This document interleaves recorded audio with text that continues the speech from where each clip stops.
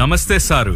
Palace లో మంది మార్బలంతో fish ఫ్రైలు, క్రాబ్ సలాడ్లు సిద్ధం అంటూ లొట్టలేసుకు లాగిస్తున్నప్పుడు నువ్వు మర్చిపోయిందెవరినో గుర్తొచ్చిందా?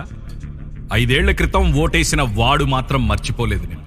ఎందుకంటే మైదానం నుంచి శ్మశానం గోడల దాకా, పునాది రాళ్ల నుంచి మైలురాళ్ల వరకు ఎక్కడ చూసినా నీ బొమ్మే. రాళ్ల మీద బొమ్మలేసుకుని రాయితీలు మర్చిపోయాం. భలేగా భరోసా ఇస్తానని భద్రంగా తప్పించుకున్నాం. కానీ వాడు మాత్రం చెప్పులు లేక కాళ్లు కాలుతుంటే, ఆ రాళ్ల వంక, తిండి లేక కడుపు మాడుతుంటే గోడపై నవ్వుతున్న నీ బొమ్మ వంక దీనంగా చూస్తున్నా.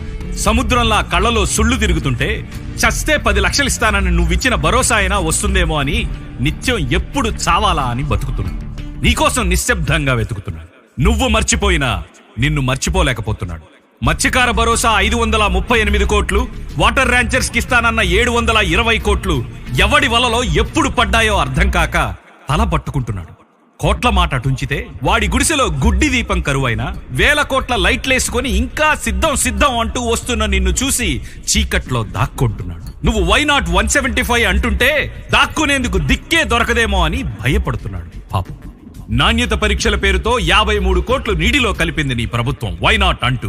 మొన్న కాకినాడలో మా వాళ్లు కలుషితాలపై చేస్తున్న ధర్నాని అణిచివేసి వైనాట్. అర్థం లేని ఫ్యాక్టరీలకు అడ్డమైన పర్మిషన్లిచ్చి వ్యర్థాలు సముద్రంలో కలుస్తుంటే వైనాట్. నీ క్విడ్ ప్రోకో వసూళ్లు పెరిగాయి కనుక మత్స్య సంపద నాశనం అయిపోతుంటే వైనాట్. నీటిలో పుట్టి నీటిలో పెరిగి కాలం కలిసొస్తే నీటిలోనే కరిగిపోదాం అనుకునే మత్స్యకారుడు దాహం తీర్చుకునేందుకు గుక్కెడు నీరు దొరకని స్థలాలు ఇంకా మిగిలిన్నాయంటే నీ ప్రభుత్వంలో వైనాట్. ఇలాంటి వైనాట్లు 175 కాదు, 175.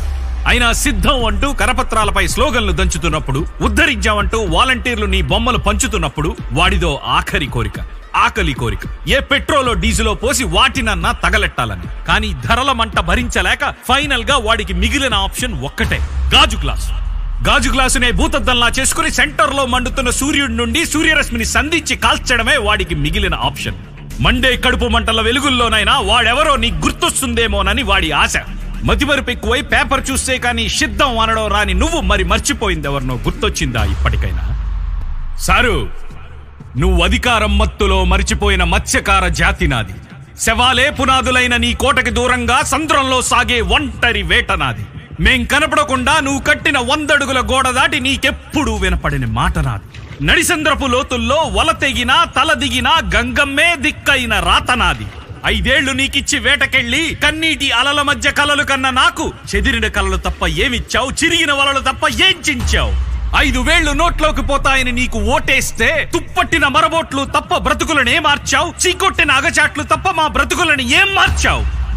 గుత్తంగా ఒడ్డున ఇసకంతా తవ్వి తినేశావు, వదిలేస్తే మొత్తంగా సంద్రంలో నీరు కూడా తాగేస్తావని సాక్షాత్తు శ్రీపాద వల్లభుడే ఆ అసురులకి ఎరేసిలాగే మా అన్నయ్యొచ్చాడు. అసురుల చెరకై త్రిశూలం నూరుతున్నాడు, గ్లాసుపై ఓటు మీది, జలగబాసుపై వేటు నాదన్నాడు. నీకే కాదు ముచ్చడిపడే ద్వారంపూడికి మొగుడవుతాడు. కాకినాడ భానుగుడి సెంటర్ లో మీ బాకీ మొత్తం తీర్చేస్తాడు. పిఠాపురంలో మొదలుపెట్టి తుఫాను వేగంతో నీ ప్యాలెస్ పునాదులు కూల్చేస్తాడు.